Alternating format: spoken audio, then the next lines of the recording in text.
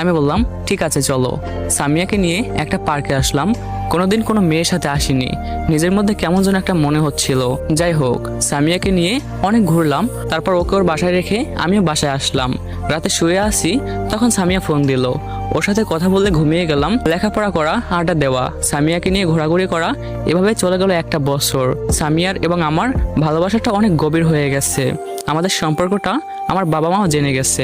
আগামীকাল থেকে আমার ইয়ার চেঞ্জ পরীক্ষা শুরু। আল্লাহর রহমতে সব পরীক্ষায় ভালোভাবেই দিতে পারছি। আজকে আমার রেজাল্ট দিয়েছে, আমি ফার্স্ট হয়েছি, আর সামিয়া ওদের ডিপার্টমেন্ট থেকে ফার্স্ট হয়েছে। এজন্য আমাদের বাসায় সকলেই খুশি, আর ওদের বাসায় সবাই খুশি। তারা বলতেছিল যাই করুক না কেন, লেখাপড়া তো ঠিক আছে, এটা ঠিক থাকলেই হবে। আরেকটা কথা, আমাদের রিলেশনের কথা আমাদের কলেজে কেউ জানতো না, শুধু আমার ফ্রেন্ডরা এবং সামিয়ার ফ্রেন্ডরা জানতো।